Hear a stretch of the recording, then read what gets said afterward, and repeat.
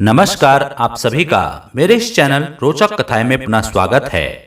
आप सभी को राधा कृष्ण के प्रेम के बारे में तो पता ही है, लेकिन आज हम आपको भगवान श्री कृष्ण और रुक्मिणी माता के प्रेम की कहानी बताने जा रहे हैं। तो देर नहीं करते शुरू करते हैं आज की कहानी। द्वारका रहते हुए भगवान श्री कृष्ण और बलराम का नाम चारों ओर फैल गया। बड़े बड़े नृपति और सत्ताधिकारी भी उनके सामने मस्तक झुकाने लगे, उनके गुणों का गान करने लगे।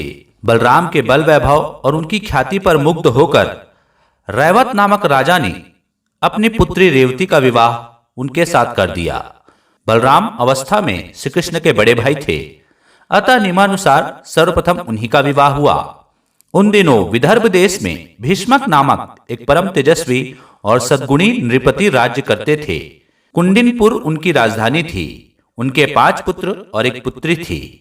उसमें लक्ष्मी के समान ही दिव्य लक्षण थे, अतः लोग उसे लक्ष्मी स्वरूपा कहा करते थे। रुक्मिणी जब विवाह योग्य हो गई तो भीष्मक को उसके विवाह की चिंता हुई। रुक्मिणी के पास जो लोग आते जाते थे वे श्री कृष्ण की प्रशंसा किया करते थे। वे रुक्मिणी से कहा करते थे, श्री कृष्ण अलौकिक पुरुष है। इस समय संपूर्ण विश्व में उनके सदृश अन्य कोई पुरुष नहीं है। भगवान श्री कृष्ण के गुणों और उनकी सुंदरता पर मुग्ध होकर रुक्मिणी ने मन ही मन निश्चय किया कि वह श्री कृष्ण को छोड़कर किसी को भी पति के रूप में वरण नहीं करेगी। उधर भगवान श्री कृष्ण को भी इस बात का पता हो चुका था कि विदर्भ नरेश भीष्मक की पुत्री रुक्मिणी परम रूपवती तो है ही, परम सुलक्षणा भी है। भीष्मक का बड़ा पुत्र रुक्मी भगवान श्री कृष्ण से शत्रुता रखता था। वह बहन रुक्मिणी का विवाह शिशुपाल से करना चाहता था, क्योंकि शिशुपाल भी श्री कृष्ण से द्वेष रखता था। भीष्मक ने अपने बड़े पुत्र की इच्छानुसार रुक्मिणी का विवाह शिशुपाल के साथ ही करने का निश्चय किया। उसने शिशुपाल के पास संदेश भेजकर विवाह की तिथि भी निश्चित कर दी। रुक्मिणी को जब इस बात का पता लगा कि उसका विवाह शिशुपाल के साथ निश्चित हुआ है तो वह बड़ी दुखी हुई। उसने अपना निश्चय प्रकट करने के लिए एक ब्राह्मण को द्वारका कृष्ण के पास भेजा। रुक्मिणी ने श्री कृष्ण के पास संदेश भेजा, हे नंद नंदन, आपको ही पति रूप में वर्ण किया है। मैं आपको छोड़कर किसी अन्य पुरुष के साथ विवाह नहीं कर सकती। मेरे पिता मेरी इच्छा के विरुद्ध मेरा विवाह शिशुपाल के साथ करना चाहते हैं। विवाह की तिथि भी निश्चित हो गई। मेरे कुल की रीति है कि विवाह के पूर्व होने वाली वधू को नगर के बाहर गिरजा का दर्शन करने के लिए जाना पड़ता है। मैं भी विवाह के वस्त्रों में सज धज कर दर्शन करने के लिए गिरजा के मंदिर में जाऊंगी। मैं चाहती हूं आप गिरजा मंदिर में पहुंचकर मुझे पत्नी रूप में स्वीकार करें। यदि आप नहीं पहुंचेंगे तो मैं अपने प्राण का परित्याग कर दूंगी। रुक्मिणी का संदेश पाकर भगवान श्री कृष्ण रथ पर सवार होकर शीघ्र ही कुंडिनपुर की ओर चल दिए। उन्होंने रुक्मिणी के दूत ब्राह्मण को भी रथ पर बिठा लिया था। श्री कृष्ण के चले जाने पर पूरी घटना बलराम के कानों में पड़ी। वे यह सोचकर चिंतित हो उठे कि श्री कृष्ण अकेले ही कुंडिनपुर गए हैं, अतः वे भी यादवों की सेना के साथ कुंडिनपुर के लिए चल पड़े। उधर भीष्मक ने पहले ही शिशुपाल के पास संदेश भेज दिया था। फलतः शिशुपाल निश्चित तिथि पर बहुत बड़ी बारात लेकर कुंडिनपुर जा पहुंचा। बारात क्या थी, पूरी सेना थी। शिशुपाल की उस बारात में जरासंध, पौंड्रक, साल्व और वक्र नेत्र आदि राजा भी अपनी अपनी सेना के साथ थे। सभी राजा कृष्ण से शत्रुता रखते थे। विवाह का दिन था। सारा नगर बंधनवारों और तोरणों से सज्जित था। मंगल वाद्य बज रहे थे, मंगल गीत भी गाए जा रहे थे। पूरे नगर में बड़ी चहल पहल थी। नगर वासियों को जब इस बात का पता चला कि श्री कृष्ण और बलराम भी नगर में आए हुए हैं तो वे बड़े प्रसन्न हुए।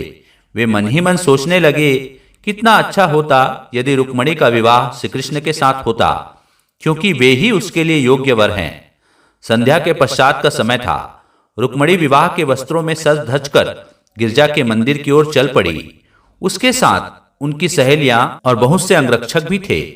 वह अत्यधिक उदास और चिंतित थी, क्योंकि जिस ब्राह्मण को उसने श्री कृष्ण के पास भेजा था वह भी लौटकर उसके पास नहीं पहुंचा था।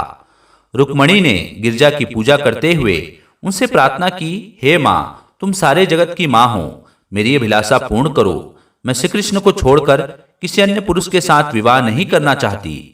रुक्मिणी जब मंदिर के बाहर निकली तो उसे वह ब्राह्मण दिखाई पड़ा।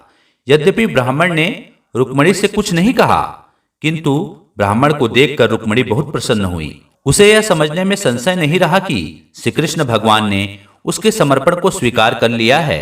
रुक्मिणी अपने रथ पर बैठना ही चाहती थी कि श्री कृष्ण ने विद्युत तरंग की भांति पहुंचकर उनका हाथ पकड़ लिया और उसे खींचकर अपने रथ पर बिठा लिया और तीव्र गति से द्वारका की ओर चल पड़े। क्षण भर में ही संपूर्ण कुंडिनपुर में खबर फैल गई कि श्री कृष्ण रुक्मिणी का हरण करके उसे द्वारकापुरी ले गए।